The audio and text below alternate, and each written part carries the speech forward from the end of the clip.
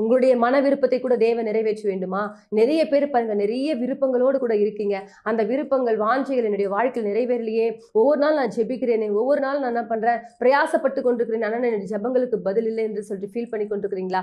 இந்த காரியங்களை செய்து பாருங்களேன். இன்றைக்கு தேவன் உங்களுடைய வாழ்க்கையில உங்களுடைய மன விருப்பங்களை தேவன் நிறைவேற்ற வல்லவராய் இருக்கிறார். அன்றைக்கு சாலமோன் சொல்றாரு, தேவனிடத்துல அன்பு கூர்ந்து தன் தகப்பனாகிய தாவீது சொன்ன கட்டளையின் பிரகாரம் எல்லாம் நடந்து தேவனுடைய சமூகத்துல பலிகளை செலுத்தி இப்படியாய் தேவனுக்கு பிரியமாய் நடக்கும் பொழுதுதான் கர்த்தர் என்ன பண்றாருன்னா, இரவுல தரிசனத்துல அவருக்கு என்ன பண்றாரு, வெளிப்பட்டு சொல்றாரு, நீ விரும்புகிறதை என்னிடத்துல கேள். ஹல்லேலூயா. அப்ப யார் ஒருத்தர் தேவனுக்கு உண்மையாய் நீங்க நடக்கிறீங்களோ, யார் ஒருத்தர் அன்பு கூறீங்களோ, உங்களுடைய விருப்பங்களை தேவன் நிறைவேற்ற வல்லவராய் இருக்கிறார். ஞானத்தை மாத்திரம் இல்லப்பா, உனக்கு ஐஸ்வர்யத்தையும் சம்பத்தையும் கனத்தையும் எல்லாவற்றையும் நான் என்ன பண்ணுவேன், கொடுப்பேன் என்று சொல்லி அவனுடைய மனவாஞ்சை விருப்பங்களை கர்த்தர் நிறைவேற்றினார். ஹல்லேலூயா. அன்றைக்கு பாருங்க, நீ விரும்புகிறது என்னிடத்தில்